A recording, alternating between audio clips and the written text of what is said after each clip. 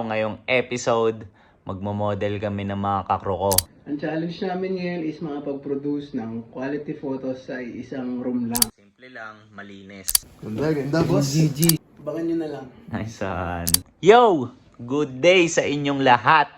So, ngayong araw, ngayong episode, magmo-model kami ng mga kakroko sa Common Creative Department para sa isang local brand. So, yung brand na to is Fibers. Then, check natin kung anong mga mangyayari. So, as of now, hinihintay ko pa yung dalawa. Then, ito, pumasok na yung pinakamalupit na photographer sa buong Pinas. Pre! Makita naman sa viewers ko, pre. Ano ba yun? Nalabas mo, maghanap lang tayo ng pieces na bagay sa susuotin ko para sa shoot sa Fibers. Ayan. So, ang mangyayari, pinagdidesisyon na namin ngayon kung ano yung pants na bagay doon sa shirt niya. So, syempre, maganda, color coordinated yung bawat pieces, di ba? Tapos pag tinignan sila ng isang buo, for example, hat, shirt, pantalon, tapos sapatos, kumbaga hindi sila sabog-sabog tignan, maganda, bagay sa isa't isa. So, tignan natin kung ano yung mga pieces niya. So, ito yung t-shirt para kay Josh. Simple lang, oh. Fibers. Shoutout sa Fibers para sa tiwala sa amin. So, ayan. So, kulay itim, tapos ang balak niyang eterno is ito. Khaki pants. Bakit? Para litaw, di ba? Contrast yung kulay nila sa bawat isa. So, lilitaw yung bawat piece nang hindi sila nag-aagawan ng attention. Cup kaya, pre? Cup. Kung khaki to, syempre, most likely, mas maganda to. Kaya nga eh, pasok Di ba? na yun eh. Para pasok. So, Pero sapatos ito naman, na lang. para sa shirt. Para sa shirt kasi may detail na pula. Pero magkakaroon kasi ng Yellow. dilaw. Oo. So, mas okay to. At least lahat ng kulay na ito present dito sa dalawa. Sapatos na lang yung iintindihin mo kung ito yung pipiliin mo. Kapag sa sapatos, ano ba yung mga available mong pair dyan? Na may reserve na pwedeng medyo pasok sa kaki. Naiisip ko dito, either mag triple white ako o ano eh, Tom Sachs eh. Bangan nyo na lang. Nicean. Yo, nandito na yung pinakamalupit na creative director sa buong Pinas. Magandang araw. Yan. So, papaliwanag ko lang kasi kanina napilian na namin si Josh ng pieces na bagay. Pinaliwanag namin kung bakit ayun yung pants, bakit ayun yung cap. Gets mo yun? Siyempre, color coordination. Yung sa'yo nga, pakita mo nga yung shirt mo. Kahit pakita mo lang. Yan. Simple lang, malinis. So, yan. So, tignan natin kung ano yung pants na gagamitin niya. So, ano bang ipo-pull up mo dyan? Ano nga yung mga dala mo? Brown na carpenter pants. Brown. Na carpenter pants. Damn, Carhartt pala yung dala na ito. Para itong parachute pants na itim. Ang ganda ng pagdikitin mo yung brown sa pula. Dun sa, ayan. Para makita nila na yung Makita niya. nabagay sila sa isa't Ayan, isa. Ayan, oh. Parang sinukat yan, no? So, yan. So, sa susunod, pwede nyong pag-matchin yung pula sa brown. Pero depende sa pagka-brown, ha. Mas madalas, mas bagay yung matingkad na pula sa dark brown. So, yan. So, kung, ayan na, yan na talaga, i-final mo na yan para hindi na magalo. Oo. Ano na lang sapatos mo dyan? Liwanag ko naman sa kanila yung sapatos mo. carpenter pants. Ang gagamitin ko dito, itong ano ko, DMs ko na 1461. Tapos yung accent naman na ito, dilaw lang. Bagay pa rin dun sa dalawang kulay na pula, pati brown. Abangan nyo lang mamaya yung mga pitik ni Josh, tsaka yung mga outfit namin. Yung sa akin din pala, abangan nyo. Tangina ako, nagbablog eh. Tapos, Sino pinapaabangan nyo, pre? sino pinapaabangan ko pala. Sorry.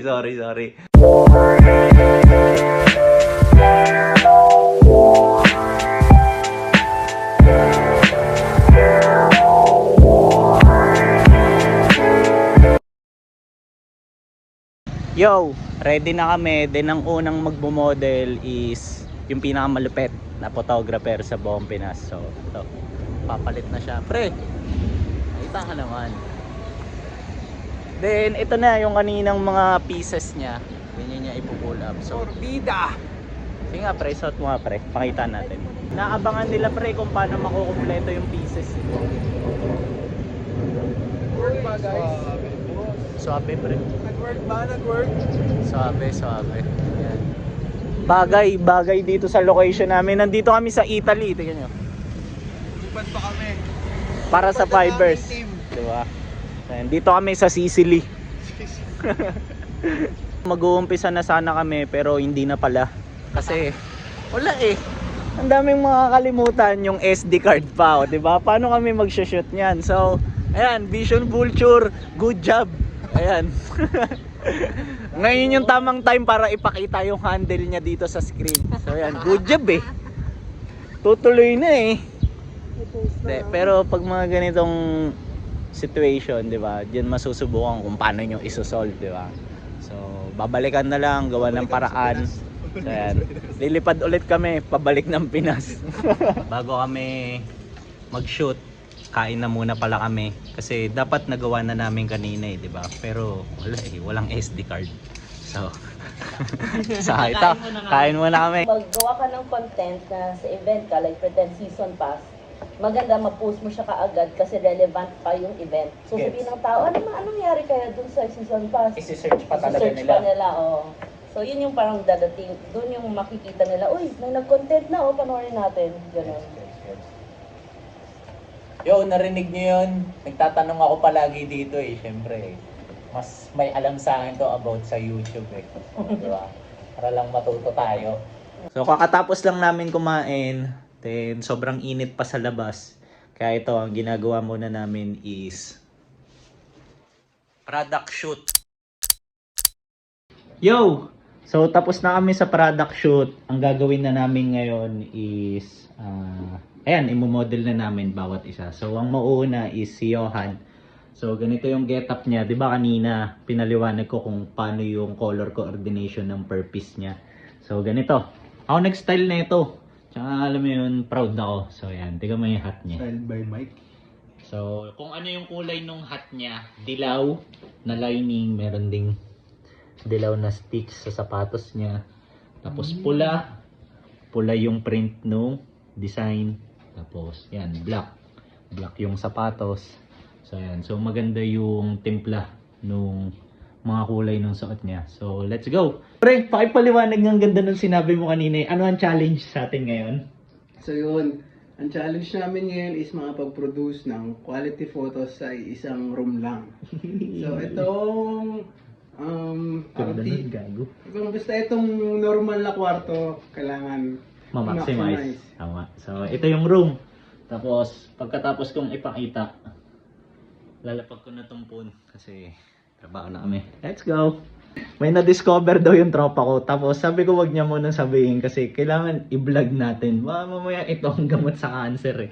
So pre, banat! Ano pre? Pwedeng itong sopa na to, dyan lang tayong tatlo, pero dito rin pwede rin eh, no? Tingnan mo to. Malinis lang. Gets. So, i-maximize natin itong sopa na to. Tatlo na tayo doon. Kumbaga kanya-kanyang, yung isa dun sa isang dulo na yon. Ayan, sa gitna. Pwede. Sige, pwede.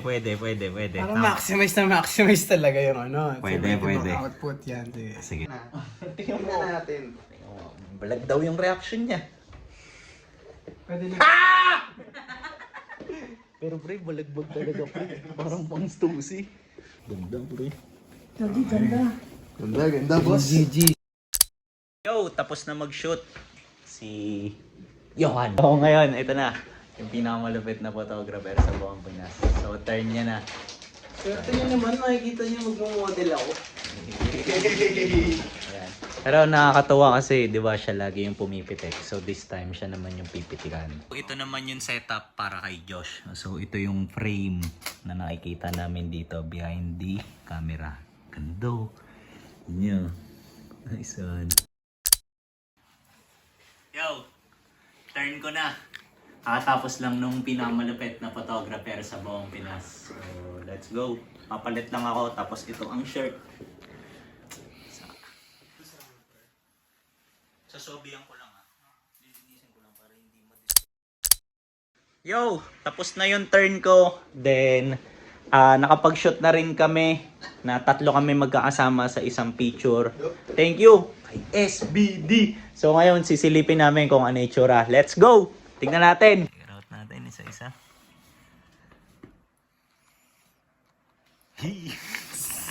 Nakita na ako. Meron na rin ako.